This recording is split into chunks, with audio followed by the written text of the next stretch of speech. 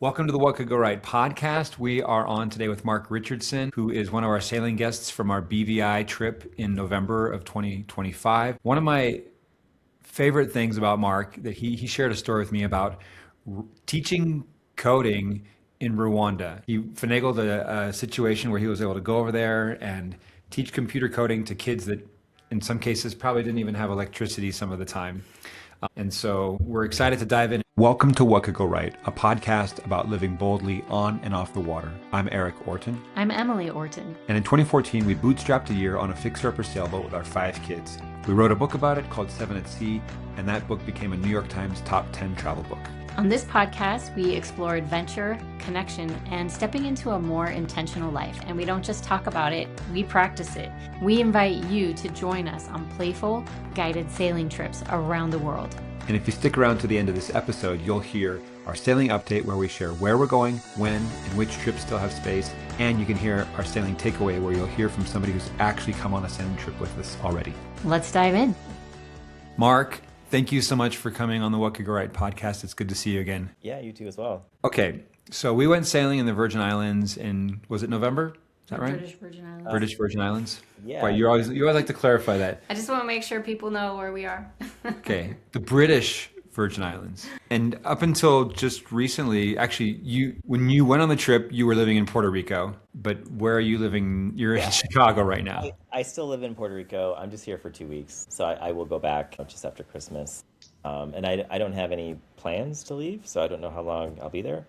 But yeah, that was one of the big selling points. You know, it's like a 40-minute flight from San Jose to the British Virgin Islands. You could almost swim there. You could almost swim there, on a good day. Yes. So that was really great. And there's so many reasons why it was such a great idea. But yeah, I can't complain, to get there and come back. It was pretty convenient. I loved how game you were because when we first spoke, I told you, or our assistant told you that the trip was sold out. And you're like, oh, dang. And then I called back and I was like, hey, I think we got our wires crossed. And it turns out there is a space. And you're like, hey, you can just tuck me anywhere. Give me a small closet. Give me a compartment on the floor. You were just so up for it. And after we had the trip and I got to know you better, I understood why. Because you strike me as such a resilient, hardy, up for it, game traveler, having had experiences all over the world. And so that's one reason I wanted to have you on, was just to kind of share some of that with our friends that tune in. But before, I'm just curious,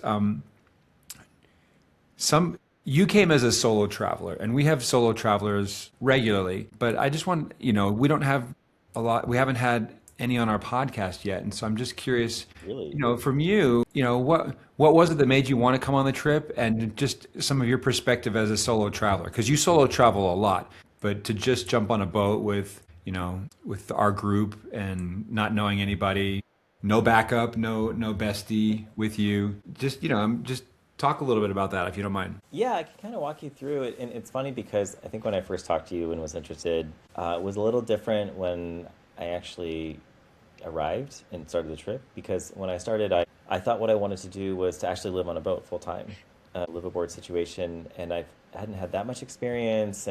So my goal was like, could I really do this? And also I really wanted to learn how to sail. And then leading up to that, I kind of thought, you know what, that seems a little drastic. Why don't you just find out if you really even enjoy the experience? And I really got both. So I got a feeling of what it was like to sail when we were out there. I didn't want to just have a captain or a crew that just does everything and I'm just lounging around. I wanted to be engaged. At the same time, I did want to enjoy myself and see interesting places, which is why I didn't go with I wasn't looking for accreditation or anything like that, because I felt like I wasn't ready. Maybe I would get seasick or wouldn't really enjoy the experience because I didn't really know what that was. And so for me, it really was a perfect sweet spot. I got to learn a little bit. I got to experience what it was like on the boat. And then going solo, I just, with my friends, it's one of those hobbies where, it's not like a running club. It's kind of a, hey, do you want to commit a week to go live and, float in the Caribbean? And for couples that, I could see them would want to do that. But I just knew with my friends, it wasn't really something they would be into, or I felt like I would be dragging them along. And yeah, to your point, I've had lots of great experiences just traveling solo. So it's something I really wanted to do. And I was right. I met other people who really wanted to do this themselves, who also were traveling solo. And so I'd rather connect with new people who wanted that same experience. So it worked out really well. I think that's a great way to describe it. You get to meet people who wanted to be there and not feel like you're kind of trying to pull somebody along. And that's a really buoyant attitude. And I just wanted to say that when Eric came home, he was, like I indicated in my email to you, he was talking all about you, and he talked to me about your resilience and just kind of your adventurous spirit. And you're like, hey, I'll figure out a way to make this happen. And it's not going to necessarily be, I'm going to buy a ticket and book a hotel. I might find some other avenue that's going to allow me to really kind of nestle myself into this culture and experience it. And so I'm really happy that I get a chance to meet you as well. And maybe you'll hear some stories for the second time, and I'll hear them along with our listeners for the first time. And so, yeah, thank you for those insights and how you came aboard. I think it's a really good point that's one of the things we like to say is follow the enthusiasm. Definitely. Well, one thing you said on our final night on the boat, because I like to do a Q&A with every crew, and I ask people what their takeaways were from the trip. And you said that, and I think I took it as a compliment, first of all, and I think it also is an insight into you as a person, a good insight, which is you said, I was looking for something meaningful and I found it. Do you remember saying that? Oh, yeah. And I feel like I even saw you write something down. So I was like, oh, he's going to remember this. No, and it was true. And the thing is, I kind of, it reinforced it when we got off the boat the next day, when it felt like the last day of summer camp, and you saw all the other campers getting off their boats. And I don't have anything against like going on a party boat or having that experience, but I experienced that before, and I kind of knew what I was going to get, and it wouldn't be, I wouldn't have learned anything, or it just would have felt a little bit more hollow. Mm-hmm. And I think I wanted to get something more out of it, and I wanted an experience that was just more meaningful. So I was going to meet people that I wouldn't normally see or meet with, which was great. And in some ways in a challenging environment. I mean, this was definitely, how do I say this? In terms of sailing, this was like, you start eating seafood, eating caviar. I mean, this is a really nice catamaran. I would just remember using the ice maker, and I'm like, I don't think this is typical sailing. This is great. But my kids would be like, you had an ice maker on your boat? Yeah. Our kids definitely say that. Yeah. When they see these boats. Yeah, but it's you're still out of your comfort zone, and you're experiencing this with other people, and it's not just about like, partying, getting drunk kind of thing. And I think I wanted something where I could have meaningful conversations with people who were a little bit more contemplative, that wanted adventure, that was unique. And I was right. I mean, it attracted a lot of really interesting people. I can't remember his name. He was also solo. He was a bit older. Paul Fowler. Yeah, like his stories were fascinating. Like he wouldn't talk much, and then he would go on a half-hour, just mind-blowing story of his life, and I'm like, what did you do? I know, he was like a sleeper cell. Yeah, and it's like if I was on a booze cruise in Cancun or something, I wouldn't meet people like Paul, right? So it was just really meaningful that I got to be a part of that and experience that. Well, that made me so happy, and I also think, as far as you go, I think it has to do with how you move through the world and the kinds of experiences that you seek out. You become a magnet. I'm so happy that you had that experience on our sailing trip, but also you were sharing with me kinds of reasons you've traveled to other countries, the work that you've done, even the work that you're doing now, and happy to talk a little bit more about that deeper in. But I remember we were on Peter Island. It was our last night, and we went for a walk. We went for a little hike out to kind of look out over the Atlantic. And you were telling me the story about how you came to be living under mosquito nets in Rwanda teaching code. And I know you told me this story, but I would love to hear it again. Before we get to that, I would love to just hear the impetus for travel in the first place, because I have a feeling that trip to Rwanda wasn't your first trip ever. Yeah, Where did it come from? It's funny. So it was a couple things. Part of it is I grew up in rural Indiana, northwest Indiana, basically on a hobby farm. And, it was 5 miles to the nearest friend. I mean, the high school was in a cornfield 20 miles away. Now, for people out west, this is probably like high density housing. But in Indiana, this is pretty remote. And I think I always dreamed about wanting to to explore and see the world. And I felt like I grew up in a pretty sheltered area. And I think that the first trigger was my brother. He studied German in college, and then he moved to Berlin, and he was there for 6 or 7 years. And I remember I scooped ice cream all summer long, and I was like 16, and most kids were, spending their paychecks on, spoilers that they would attach to their cars. And I was like, no, I'm going to buy a plane ticket to Berlin. And it was so funny because my mom was worried that he was starving. So I had like an entire suitcase of just mac and cheese, like Velveeta mac and cheese. I can relate to that. And the thing is, it was so funny too because I think I ended up paying like $100 in fines or extra fees because it was so heavy. So overweight. Yeah, so overweight. But yeah, I did it. Thanks, I went Mom. over there.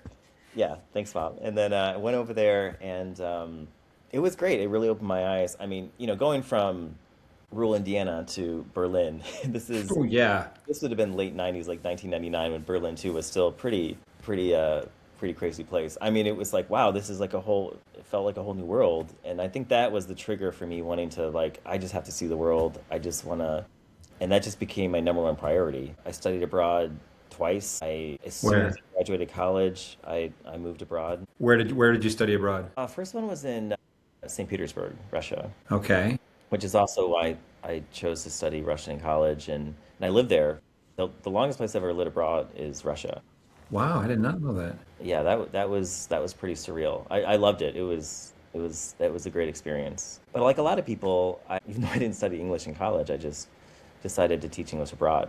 I just got hooked. As soon as I graduated college, I started in Japan and then just kept going for about 6 years. I just taught English abroad. And was that, I kind of have in my mind that it was around various Asian countries, but was it all in Japan or did you bounce around a little bit? Was in Japan twice, and then the end of my journey was South Korea. Then it's basically, Russia, Spain, I'm sorry, Japan, Spain, Russia, Chile, and then South Korea. Okay. All right. And Chile, so I found that Yeah, out. yeah, yeah. We talked about that. I did a study abroad to Chile. So we were in Chillán, but we went down to Conce and up to Viña del Mar. Oh, In nice. it's 3.5 months. That's a beautiful, beautiful place of the world. Yeah. It's a beautiful country. Yeah, for sure. So, okay. First of all, I don't want to move on. I just wanted to hear where it began, like where the impetus That was a is, long because answer, though. because you know what, not everybody feels that way. When some people hear about how much we've traveled, they think, oh, that sounds terrible. Work. I would rather like stay in one place, sink some deep roots, get my rhythms dialed in, build a community. They have like a different mindset, and so I was curious where the travel came from, and I appreciate you sharing that story. But you're right. I mean, there are major trade-offs, right? Like, I don't own a home, I have a cat, right? But you have to look at things. Yeah, I mean, pretty much my whole life is in two suitcases. So yeah, I mean, it can be hard, but for me, the benefits outweigh the cons. But yeah, it's not for everybody. And the nice thing of traveling is it's not a binary thing, right? You can take little chunks here and there, so it doesn't have to be it's not like becoming an astronaut or something. Right. And it's nice when you get to stay in one place long enough that you do feel like you've made friends and you've become part of a community and you understand. Like I always say, oh, at about the 3-week point is when people start telling you the negative things, right? Like the underbelly of their community or their government or whatever. But if you're only somewhere for 1 week, you're like, wow, this place is amazing. No flaws. Totally. So when you stay for a little while, when you're staying for a semester or whatever, you really get to know what's going on. Definitely. So you've been all over okay, I remember you were teaching English in, I think it was South Korea. Anyway, at some point you went to a coding boot camp, right? Yeah. So when I came back to the States,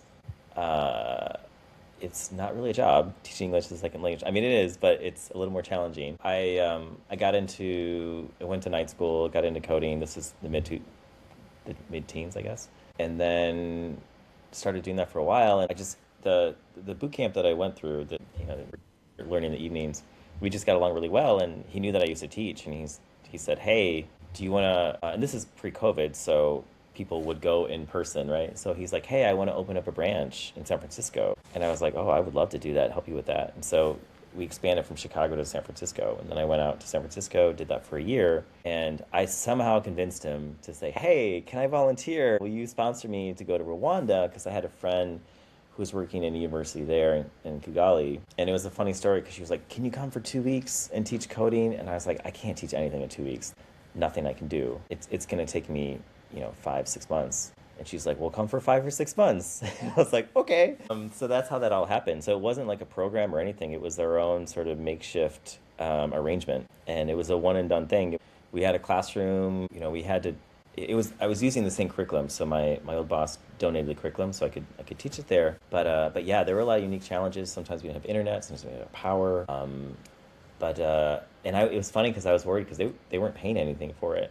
But they were the hardest working students I ever had. I mean, they were in there 14, 15, 16 hours a day learning the stuff. The class was physically at capacity. Like, you could not put any more people into this room. And and I'm really thankful and super happy that there are many people who became software engineers, and they still are software engineers to this day. Some of them have created their own organizations as well involving coding.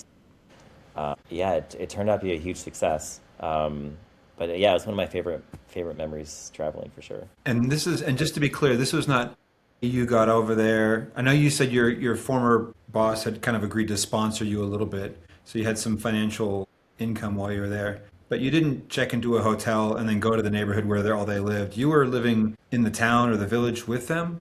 Yeah, so it's I had like a small stipend. I mean, it's pretty cheap to live there, obviously. And no, I was not like in a protected compound. I found it was funny. My friend, we negotiated basically, I was married at the time. It was the room off of another house. And this is bare concrete, and it was a mosquito net, and that you had to sleep under every day. And it was... Or else again, malaria. Didn't have power sometimes, didn't have water. That was really rough. And it was just, it was in a nice enough neighborhood. Rwanda, super safe. I could walk alone at night. I was totally felt safe. And I didn't, I would just basically, I don't know what the word is, hire motorcycles. Like, you just flag them down and negotiate a price to go where you want to go. Did that for a really long time. And so I was there, and it was, like I said, it was not a vacation. It did not feel like there just was not. Nobody vacations in Rwanda. I'm telling you. I never thought you were vacationing in Rwanda. Yeah. Well, and I think that it's nice to say the difference between I was traveling and I was on vacation. Yeah. It was not. Yeah, this is not like a 5-star resort kind of trip. And I ate the school lunch every day too. That was kind of cool. So I definitely felt like I was involved in the community. As a part of it. For sure. And you mentioned you were married, and your wife was Chilean, right? Yeah, we met when I was in Chile teaching English. And was she with you in Rwanda? Mm-hmm. Yeah. Okay, so you went together. I didn't realize that. Yeah, she actually is kind of, we were both travelers, so we actually got married in South Korea. So we met in Chile. She came with me. Well, she came a little bit later after I'd gotten established. Got married in South Korea, went back to Chicago. But we moved out to San Francisco together when I did this. Started the branch there. Yeah, the branch, and then in Rwanda too. So yeah, we were both travelers for sure. Okay, so you were there together and sharing a mosquito net. Yes. Yeah. But that was my first time to Africa. So that was like, it wasn't just the country, it was the continent. That was pretty cool. That's pretty full on to go. I went to Morocco for a long weekend with my son, and that was, another planet for me. But that was, you like committed and went for half a year, it sounds like. Yeah, I was there for 6 months. And towards the end, it was rough because I got into a motorcycle accident. So I was always hitching these rides. And then towards the end, I got thrown off a motorcycle and hit the ground and landed on my knee. And it was really funny because, at the time I was like in terror, but I hit the ground, and then all these Rwandans, there's this one white guy who just plants in the middle. They're like, what do we do? What do we do? Thankfully, someone just like, oh, I'll take you to the hospital. Let's go to the hospital right now. I was like, thank you. And so after that that was a little rough. And the nice thing is the university, they lent me a car to use for the rest of the time, so I didn't have to take a motorcycle. I was pretty terrified after that moment. And I actually learned that the Peace Corps, they don't allow anyone in the Peace Corps to take the motos in Kigali. Like they're not allowed. Like you cannot take them. Just considered dangerous. They're too dangerous. I learned Not this worth the risk. after I had my motorcycle accident. So Dang it. living to learn. How's your knee now? It's like 95%. It's like it took about 9 months to heal, but it's good enough. Functional. Glad to hear it. Glad to hear it. And so where does that, and then at what point did you, first of all, when were you in Rwanda? You said it was the mid-teens? This So would like have 10 been- years ago? Oh man, 2000. I want to say 2016, 2017. Okay, so 8, 9 years ago. Yeah, yeah. And then I know you've been living in Puerto Rico the past couple years. Is that right? I'm coming up on a year, so I moved there this January. Okay, so San Jose for the past year. Yeah, like I mean, was your life a little bit more stable in the intervening years? Were you living in the US? Yeah, I mean, I was in Chicago, so I was married, got divorced 3.5 years ago. The nice thing about when you travel, you meet people when you live there. And that's also just my philosophy. I really love to go places for long periods of time, but the great thing is you meet people and then they become really good friends. So when I got divorced, I was in Chicago for a few years afterwards. I wasn't really sure, I didn't want to leave my network of friends. But at some point I was like, it's time to travel again. I just felt the urge, I had to do it. So I spent the first 3 months in Medellin. I met one of my best friends is Colombian. And so I stayed with him. And then when I was there that long, I found an apartment, came back to Chicago. And then funny enough, I started salsa dancing just a few years baby. ago. Got really into that, and then just You were supposed to give us salsa lessons on the boat, and it never happened. I was like, this boat moves a bit, rocks So back and much. forth. This is going to be tricky. I started to We just opted for tips and salsa instead, and that was probably the better I route. was like, I don't know about this. I don't know if it's going to work on the deck. Okay, so you started taking salsa lessons in I was Colombia. second and got more into Spanish. I mean, the irony was when I was married to the Chilean, because she could always translate. I was learning Spanish, but I never felt like it was like, oh, I was in an environment where I had to speak it. But I would take lessons. But the irony is when I stopped or when I got divorced, and then I didn't dance before. I got into salsa, and then I started really learning Spanish. It's a bit ironic, but yeah, I love it. I mean, I love the culture and the vibe, and I mean, it's similar to the BVI. I mean, it's Puerto Rico. It's very Caribbean. It's happy. It's warm. Everyone's super friendly. Spanish is not the easiest there to learn, but it's still good. In Colombia or in Chile? Well, Puerto Rico and Oh, Puerto Rico. Puerto Oh, Rico. sorry, yeah. yeah, Chile definitely. All right. So then, okay. So first of all, I love that you're distinguishing between, or that you talk about going places for long periods of time, because that's sort of been our method of travel. Like we'll go to a place. It's preferred. It's our preferred, Yeah. and we'll We'll go for a short time, for sure. we don't turn up our noses at short trips, but our favorites are a few weeks and ideally a few months. And it's a very different experience. First of all, it becomes surprisingly affordable when you go for long periods of time. If you stay at a hotel for 10 days, that's going to be very expensive versus renting a local apartment Or a room. for a couple of months. It's probably going to cost you less money to stay in a room for 3 months than it would be for 3 weeks at a hotel. Or for us, we'd actually just house it, and then it didn't cost anything. Yeah. So, and then, you're not spending your money at restaurants all the time, and you're not just trying to cram in excursions and tours and things like that, which can get pricey. And so I guess I'm just curious if you look back on the travel that you've done so far, because I don't think you've got a lot ahead of you, in life. Oh yeah. But if you look back, I mean, what are some highlights? What are some things that stand out as observations of humanity or insights that you Oh have wow. That's a big question. Let's go deep. go. Yeah. Let's go deep, Mark. Just so I understand the question here, sort of what have I picked up from how people operate or humanity just being able to travel? Yeah, I guess, a lot of people, when they travel, they're on a cruise ship or they go to an all-inclusive resort or they go somewhere and they're there for a week and they get a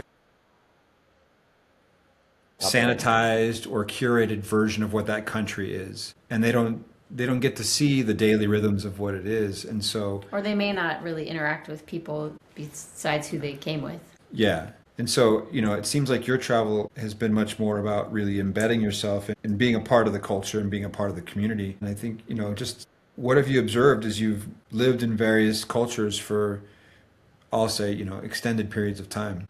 Yeah, it's funny because I can kind of trace this back to the first question, which is, why did you start traveling? And so my brother moved to Berlin, and I'd never been to Europe before, but before I went on this trip to bring all this mac and cheese to my brother, I think 6 months before, my dad was like, "Oh, let's go and visit your brother," and it was like you said, we did all the touristy things, and it was 6 days, and but I didn't really meet any Germans or anything like that. And then I remember like one night or something, my brother was like, "Oh, we're gonna have a party." And this is mind blowing to a 17-year-old kid from Indiana. To me they seemed like serious adults, but they were all like 21 or something. But I was like, oh wow, I got to meet like real Germans. It's such a funny thing to say, but they're just so different and such a different mentality. Fashion was different, everything was different, and I thought that was really unique and special. And when I went back to visit him, I got to meet his roommates, and they were just so different. And that was, to me, was really special, and more special than going to see the sights or any of that kind of stuff. It was meeting these people, and then he knew people from him. We did a train ride to Copenhagen where I didn't see the sun for 3 days because we went like December 21st. Oh, wow. Yeah. And we were in this tiny apartment where, one of those, like basically the size of a sailboat, right? We're like, Uh-huh. and we had like 9 people in this place. And it was just a surreal experience. And I was like, this is why I travel, like to meet these people who just have such a different mindset and anyone different than I'd ever met. And that really, I think, pushed me in that direction of, to have that experience, you have to, it's a lot easier if you go for long periods of time where you meet people, and sometimes you have to push yourself. Like, it's really ironic. My Spanish teacher in Puerto Rico, he grew up in the States, and he has more friends from the mainland than Puerto Ricans, and I have more Puerto Rican friends. So sometimes even you go, especially for Americans, it's easy to just find another American like, hey, we have a lot in common. So you have to put yourself out there, and whether it's language or just a mindset, it's you have to remind yourself like, oh yeah, that's why I'm here. But yeah, it's just so rewarding. I mean, I'm sure you experienced the same where I don't know, in Finland or Chile or anywhere, where you've interacted with someone that you never ever would have if you had just stayed where you were. Mark, what are some of the ways that you put yourself out there? How do you get yourself in situations where you're going to engage? Because obviously it would be easier to just find a community of expats and get comfy. So what do you do? Yeah, I think one of the nice things about getting older, it's just, in some ways it makes it harder. One of the things that easier is you can be more focused of like, oh, I'm just going to do a hobby or an event that's more of the locals. I went to, if you go to San Juan, it's full of tourists. But I was at a music festival 3 weeks ago, and I was the only gringo there, and there was like 10,000 people. Like it was like, and it wasn't that hard to do. It was like, half-hour drive or something. So you're just like, oh, you look for events that are more geared towards what the locals do, or hobbies. I mean, obviously salsa, it was super easy to just, interact very quickly with because it was just what they do, right? But yeah, I would say that's it. Like just doing hobbies or events that the locals do, and it's there obviously are things that I enjoy doing, right? So and yeah, and I have friends who are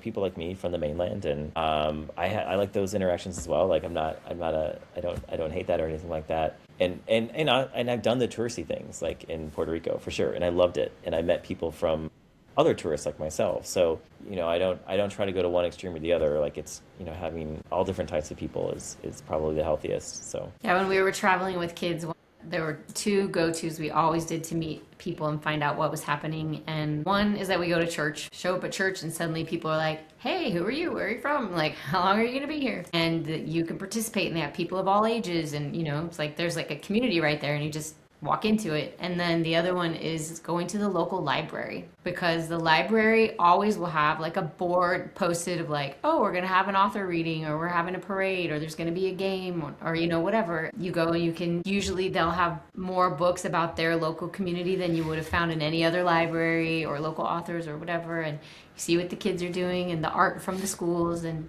that obviously is a little bit catered to because we had younger kids, but those are also community centers. If you want to see kind of what's happening very locally, we just go to the library. I'm curious too, because I don't have kids, but I assume kids, they also don't have maybe so many barriers. So if they're young kids meet other young kids, no matter where in the world, they just sort of know how to interact with each other and figure it out. Yes. Yeah, and they don't have to speak the same language to kick a ball back and forth, or.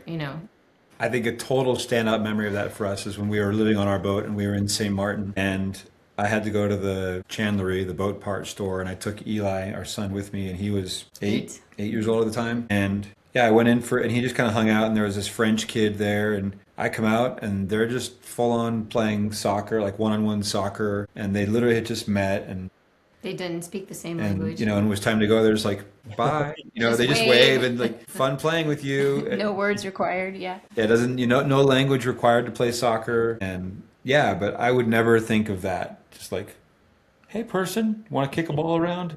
Or they'll have like coloring tables. Or actually, we went to the library in Fajardo, was one of our favorites in Puerto Rico, and they had a no shoes policy. And it was a very small library that was made out of semi trucks. They were like container. Like container. Yeah, maybe containers, Yeah, or they were like mobile homes that had been kind of positioned near each other with a deck in between them. Yeah, so they had a couple of them in the deck in between, and they had put on a cover so they could do shows. You could go there on movie night, and they would, pull out a DVD or a VHS tape of some movie that came out 15 years ago, and for $1 you could go watch a movie with whoever else showed up. They were playing like Indiana Jones. It was like 15 chairs, and it was like you're in the school cafeteria, kind of like you're just faced the same way, and they'd put on a movie. But they also had, this library also had puppies. Like there were a whole bunch of puppies, and like the puppies would come, and it was like, you come on puppy day, you get to give the puppies a bath, you get to play with the puppies. And I was like, every library is just a little bit different. That was a really awesome. Oh, that one wasn't in Fajardo, it was in Culebra. It was in Culebra. My mistake. Okay. After that, we went to Fajardo. But yeah, that was the one in Culebra, and it was just awesome. And you just see the brown sign, and it's just like a person reading a book, and we're like, let's go that way. It's so cool. And the kids didn't want to go to the beach because they'd seen like 100 perfect crescent baby powder sand beaches, and they were like, can we go to the library? Okay, so I'm gonna double back to your origin story a little bit. Your brother leaves rural Indiana to move to Berlin. Yeah. So in some ways, you're able to lean on his choice. I'm curious, what put it into... First of all, how much older is your brother than you? He's a bit older. He's 7 years older than me. Okay, so there's a little bit of a gap. Yeah, there's a gap. There's a gap there for sure. How did he get it into his head, like, hey, I'm going to move to Berlin? That seems like a leap. Yeah, that's a good question. I mean, I think, for him, in some ways for me too, I don't think he ever really clicked in Indiana. And I think he went to, he was the oldest, and he went to a state school in Indiana, rural Indiana. Didn't really click either. And I think he was looking for something more, and he was just really driven. And I think he volunteered. He ended up, I didn't know, he studied abroad. I know that, in Germany. And then he volunteered for an organization immediately afterwards that allowed him to go to Germany. And I think he never felt a part of the culture in Indiana. It just wasn't his thing. He wasn't a football player? No, he wasn't. Or a baseball player? No, he wanted something really urban, and, he's really more into like, I mean, they're all just different cultures, right? But it's sure. Wanted something that was... whatever that was in Germany. You found it there. He found it there, and it was actually really helpful. He actually had a lot of big influences on me, but probably in some ways for the wrong, not the wrong reasons. But I remember in junior high, I visited him. I think it was like, oh, invite your siblings to hang out, for a weekend. And it was the most boring weekend of my life. And I was like, I am not doing this. I'm not going to college. Like, no way. And it really affected me. Like, I ended up going to school in Chicago and loved it. It was probably the best decision I could have made. I still have friends, it was great. I mean, I did travel a lot outside, but Chicago was still kind of home base, and that was the best decision I ever made. And a lot of also it's my brother because I was like, I can't do this. I was like, Aaron, we grew up in a cornfield. We need variety in our lives. So, and I met people who did the opposite. They grew up like in Manhattan, and they're like, yeah, I went to this little tiny little art school in Maine, and it was great because it was totally different. So I think Yeah, we all want variety. Seeking, yeah. Our kids said that too. Growing up in Manhattan, said like, I just want to have a little land, like not like land like you might talk about land, but like a side yard where I could make a garden. Yeah. Just wanted- Or a yard. and a driveway. Yeah. How cool would it be to have a driveway? That's good. Yeah, exactly. Our daughter, she's Variety. like, she lives in the suburbs of Minneapolis now, and she's like, Dad, the suburbs are kind of cool. Like you can always park your car in front of your house, and The stores are all close. when you go to the store, there are parking lots where you can park. Parking is a big deal. And they have rec centers here. I don't know. They didn't enjoy driving around our neighborhood for 45 minutes looking for a parking space. It could be tricky in Manhattan. Yeah. Oh man. Well, okay. So Everybody wants a little something different. Speaking of variety, I don't know if you want to get into this, but before we hit record, you were telling us about something new that you're getting into. Well, yeah. You okay to talk about that? Like a new adventure. A new entrepreneurial adventure? Yeah, I'd been thinking about it for a while, which is I wanted to do my own thing. I wasn't really sure what that was going to look like. So right now I had an engineering department and a GovTech company, deal with payments. It's nothing too glamorous, but I learned a lot. I was able to climb the ladder, and I started out as just a senior software engineer and then got into a more managerial role. And so I learned a lot, and it was great, and I'll take that with me. But I always wanted to get back to working with startups, and I miss that energy, that high growth mindset. And yeah, I was talking to my friend for a long time, and then we just started to think about it, and we sort of coalesced on this. We wanted the same thing, which is like, yeah, like why don't we start an agency where we can work with these smaller companies and build them up, and again, very growth related, very small companies. It was kind of scary, right, to pull the plug and to say, hey, this is my last official day, and they're like, where are you going? I'm like, not exactly sure. So it's always a little scary. The response of the traveler. Yeah. So, and I've never done something like this. I mean, this is, and it's interesting too, because, it's new experiences are new experiences, and someone who's maybe started 5 businesses, like this is nothing new for them.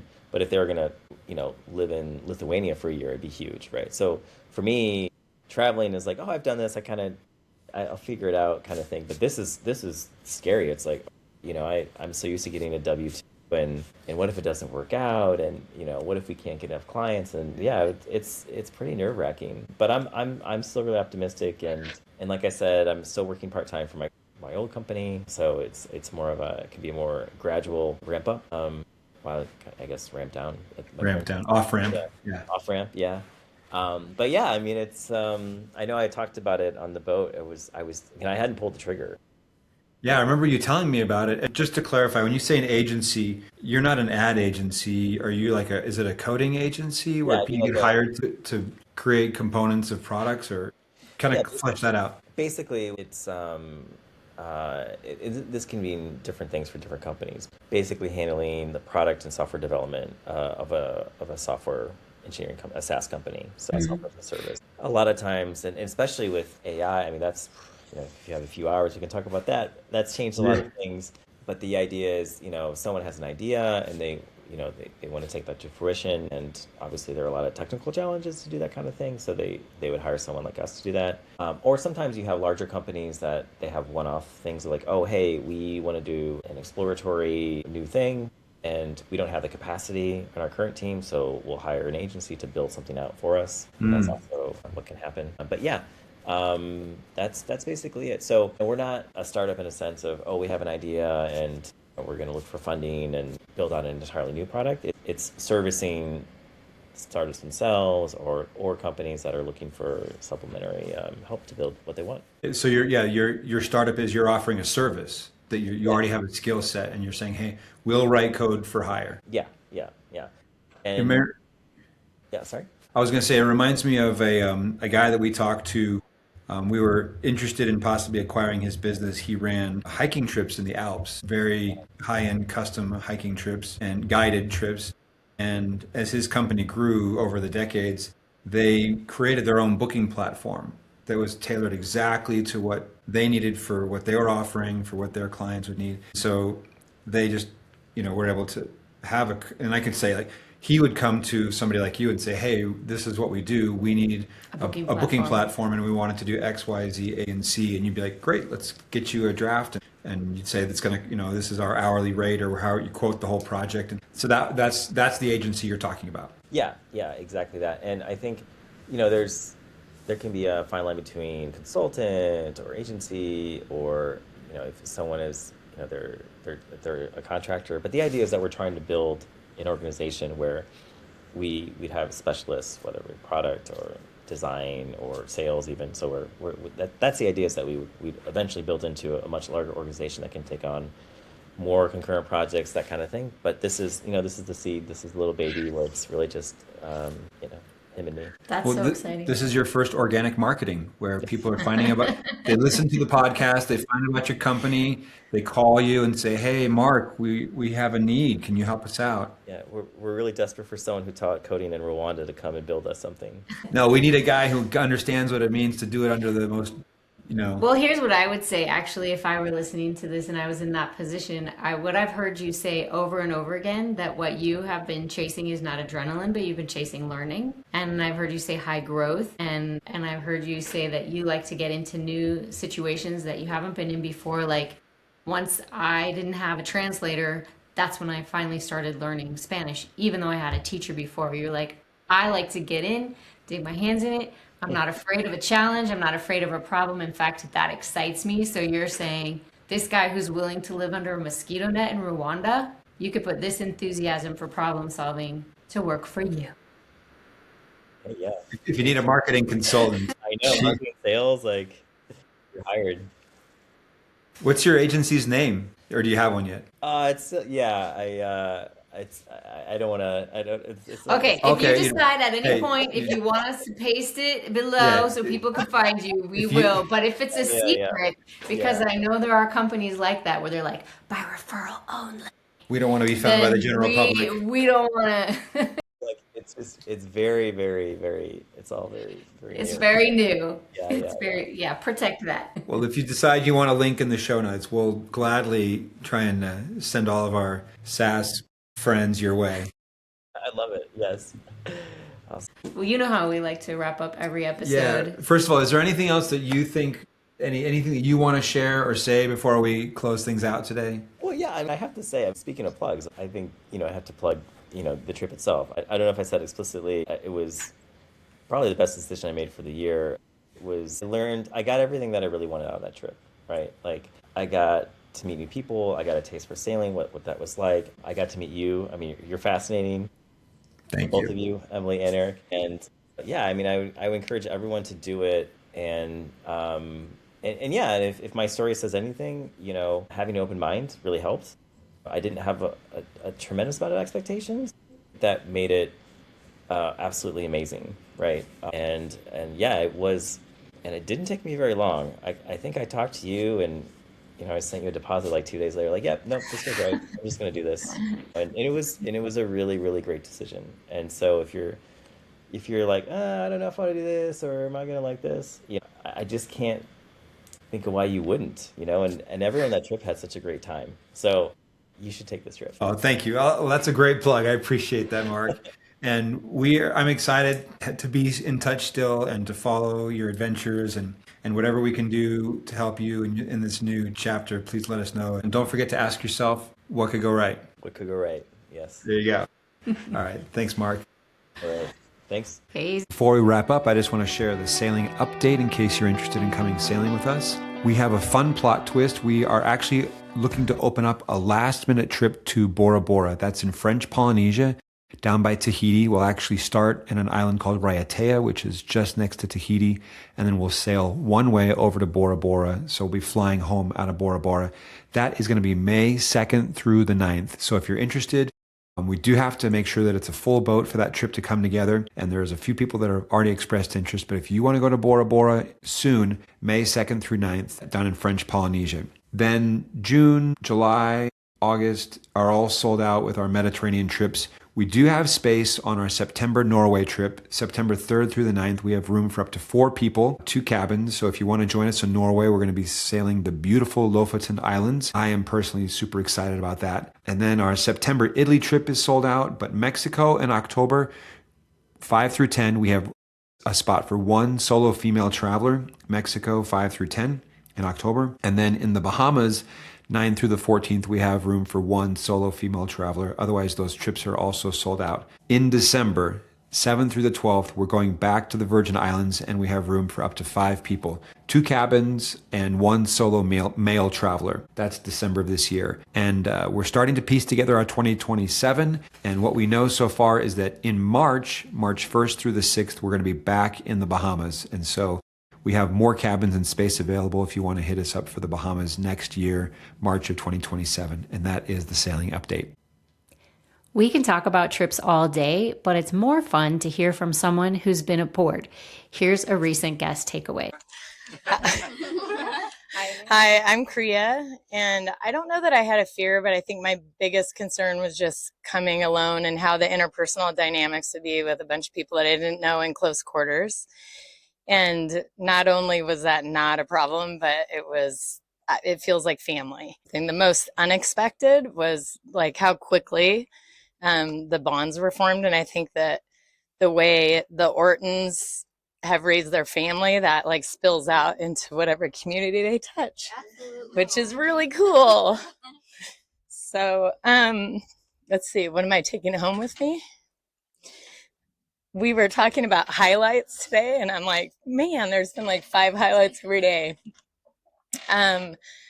For sure, feeling like I'm learning the ropes in just like 4 or 5 days. I feel like I could do this forever. I'm like, this is better than what I expected, and it's doable.